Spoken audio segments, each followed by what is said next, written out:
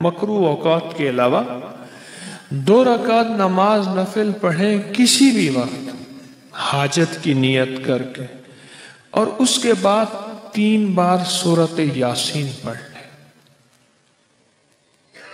बस जो मांगे मिलता है।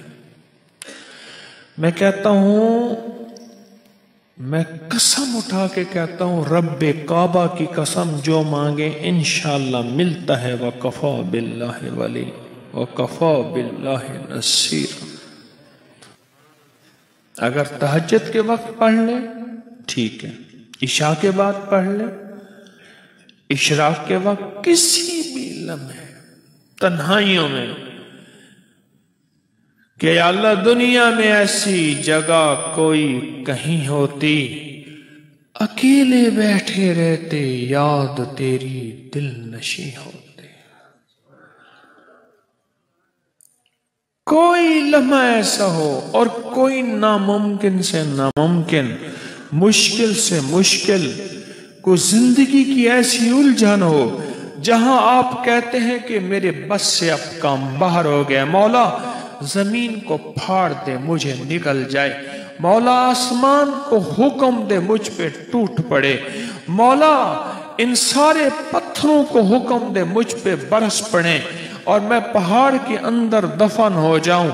जब जिंदगी की मंजिलें मायूस हो जाएं, चाहे वो कोई मसला है, अर्श वाले से फर्श वाले से, जमीन वाले से आसमान वाले से, जिंदगी का कोई मसला कोई और हो नामुमकिन, जिसे दुनिया की हर अदालत, हर पंचायत, हर अक्लमंद, हर दाना कह चुका हो कि तू नाकाम है, हो नामुमकिन, उस वक्त इसको यकीन के साथ 2 रकात नमाज नफिल हाजत के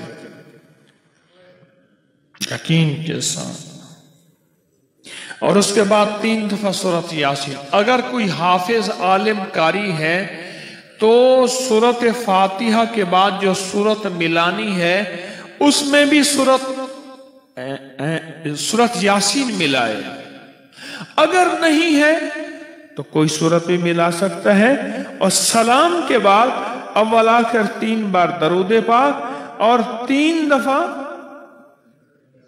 सूरत यासीन यकीन के साथ पढ़, और फिर बैठ के अल्लाह से मुनाजात और दुआ मांग, मौला ये मसला है जो नामुमकिन है, चंद दिन, चंद हफ्ते, चंद महीने, अरे कुछ ही दिनों में अल्लाह गैब के खजाने से ऐसे फैसले करता है और ऐसे नामुमकिन को मुमकिन बनाता है और ऐसी जगह से करता है जहां तेरा गुमान नहीं, ख्याल नहीं, एहसास नहीं, इदराक नहीं, और तू चाहता है नहीं होता, अल्लाह चाह ले फिर हो जाएगा।